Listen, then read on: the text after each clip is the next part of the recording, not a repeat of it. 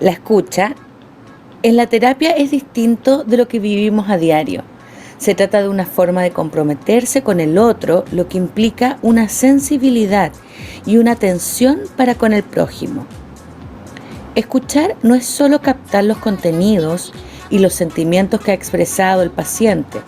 Asimismo, la escucha no es un proceso terapéutico en sí y no basta para que se cumpla el desarrollo y se realice el cambio. La escucha es una competencia de base indispensable para que se pongan en práctica otras competencias, tales como la de reformular los contenidos de una entrevista, los sentimientos y las emociones que se hayan expresado. ¿Pero qué es escuchar? La escucha en la terapia es una práctica que induce desde el vamos una relación especial entre el psicólogo y el cliente. Esta experiencia de escucha es muy a menudo la primera para el cliente. Lo cierto es que él siente que se le escucha sin que se usen los filtros que se acostumbran a usar en la vida social de todos los días, como el enjuiciar o apresurarse a dar una opinión, o sino evaluar o dar un diagnóstico, como se hace cuando se aplican ciertos métodos tradicionales. Existen ciertos niveles de escucha. El primer nivel se refiere a lo que se dice en la relación.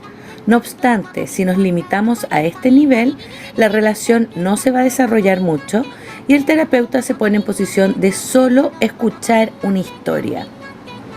El segundo nivel, que ciertos autores definen como una atención flotante, se refiere no solo a lo que se dice, sino también a aquello que está más allá de la palabra. El terapeuta presta atención a las palabras, pero también a los aspectos no verbales, como los gestos, los ademanes, movimiento de los ojos, manos, brazos. Y paralingüísticos, como el volumen, la entonación, la rapidez que el paciente usa.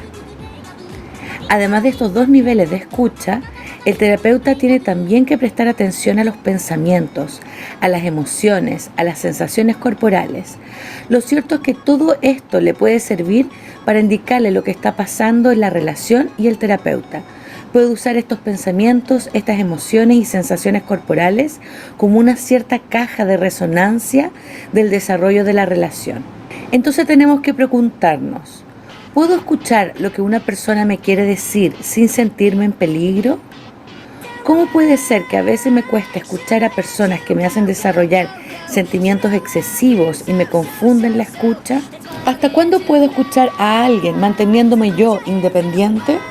Tenemos que pensar hacia nosotros mismos. A menudo me cuesta escuchar a otra persona, ya que estoy dejando de escuchar lo que me está pasando a mí. Y los mensajes contradictorios de mi propia comunicación pueden parasitarme la escucha. La aceptación. La aceptación es una actitud fundamental en terapia. Comunicar su aceptación implica que todas las actitudes y los comportamientos verbales y no verbales del terapeuta le demuestran a la persona que hay alguien que está tratando de entenderla, de aceptarla en su totalidad. A veces la aceptación es más importante que la comprensión. Antes que nada, la persona necesita que la acepten tal cual es, tal como se siente, tal como dice ella que se siente, antes de poder explorar el cambio. Muy a menudo, ante acontecimientos como la enfermedad, la persona descubre que aún habiendo dado por seguro que tal o cual persona de su entorno la había aceptado plenamente, esto no era como esta persona lo había creído. ¿Cómo manifestar su grado de aceptación? Ayudando a la persona a restaurar su imagen de sí mismo y su autoestima, y ayudando a la persona a que desarrolle una mayor aceptación de ella misma. A menudo las personas son muy severas consigo mismas. Por ejemplo, no se permiten descansar, se sienten culpables, etc. Tenemos que preguntarnos, ¿puedo yo en una relación de terapia aceptar totalmente la personalidad de otro? ¿Cómo es que a veces acepto yo ciertos aspectos de una persona y repruebe completamente los demás aspectos? ¿Cómo puedo yo transmitir mi aceptación en lo que se refiere a los sentimientos del otro? Si repruebo a una persona, ¿qué hago? Puedo sentirme amenazado por ciertos aspectos de una persona. Lo que importa es que yo acepte mis propios sentimientos para con ella, para luego así alcanzar yo a desarrollar mi aceptación. No juzgar. El juzgar es una traba para que progrese una relación de ayuda. Le bloquea al individuo las capacidades de responsabilizarse, manteniéndole al uno dependiente del otro. La relación terapéutica se debe establecer sin juicio de valores. Tenemos que preguntarnos, ¿puedo hacer que el otro tenga menos temor de lo que lo juzguen? ¿Hasta cuándo puedo seguir sin juzgar? ¿Por qué un juicio positivo puede amenazar tanto como un juicio negativo? Tenemos que pensar que es difícil librar a una persona del miedo de ser juzgada por los demás. Un juicio positivo significa que estamos evaluando las capacidades y el valor de una persona. Esta deduce que igual podríamos haberle atribuido un valor negativo al juicio. La empatía. La empatía es una capacidad de comprensión que se define como la capacidad de percibir y de comprender los sentimientos de otra persona. Diferente de la simpatía y de la antipatía, la empatía es un proceso en el cual el terapeuta trata de hacer abstracción de su propio universo de referencia sin perder contacto con él, para así armonizarse con la manera en que la persona percibe la realidad. Se resume en una pregunta que nos tenemos que hacer regularmente. ¿Qué le está pasando a la persona que tengo delante mío? Es difícil adoptar esta actitud en ciertas situaciones graves que nos hacen, por supuesto, sentirnos al mismo tiempo afectados e impotentes, movilizando en nuestro fuero interno sentimientos de preocupación e injusticia. Sin embargo, una persona que se encuentra ante una situación difícil necesita antes que nada que alguien esté a su lado, ayudándole a enfrentarse a lo que está pasando, pero no necesita que nadie se ponga a actuar en su lugar. Por comprensión empática, el terapeuta ayuda a la persona a que se ponga en contacto con sus propios sentimientos y a que descubra su significado. ¿Cómo manifestamos nuestra empatía?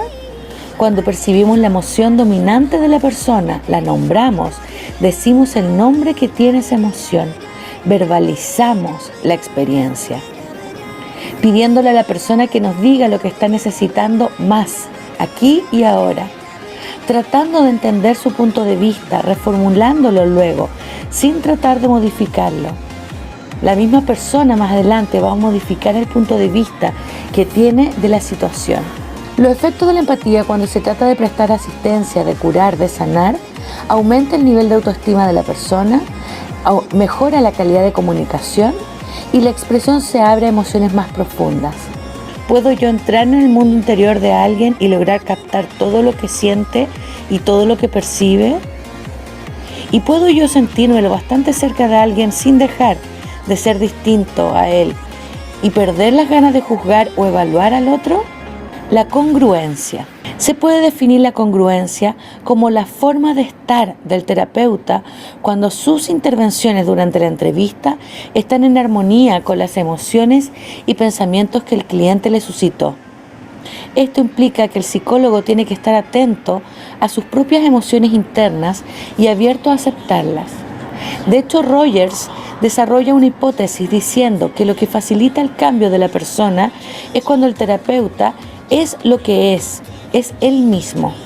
Cuando su relación con el cliente es auténtica, sin máscaras ni fachadas, cuando llega a expresar abiertamente sus sentimientos y actitudes que invaden su interior en ese preciso instante. La congruencia del terapeuta va, en cierto modo, a dar paso a que aflore la del cliente. Por otra parte, el psicólogo aporta una especie de espejo que refleja los efectos posibles que pueden provocar la actitud y la conducta del cliente. Todo esto durante una relación interpersonal en la que la integridad y el profesionalismo del terapeuta garantizan que este último no ponga en juego sus propias neurosis. A su vez, esto hace que a menudo el cliente o el paciente pueda entrar en contacto más fácilmente con sus propios sentimientos. Tenemos que preguntarnos, al expresarme de esta manera, ¿le estoy comunicando al otro la imagen de lo que soy? ¿Cómo puedo hacer la diferencia entre mis propias reacciones y la del otro? ¿Cómo puedo darle permiso a otra persona a que se dé cuenta de lo que soy y de que me acepte tal cual? Si me puedo mostrar tal como soy, y si puedo reconocer y aceptar mis propios sentimientos, entonces puedo favorecer el crecimiento y el desarrollo del otro. Si le puedo revelar al otro ciertos aspectos de mi personalidad que de todas formas ya habrá visto, entonces se podrá aceptar a sí mismo de una mejor manera. Ya chicos, ojalá que les haya gustado. Lo que vimos entonces son algunas actitudes y técnicas para que podamos desarrollar nuestras competencias como terapeuta. Nos vemos en la siguiente clase. Bye.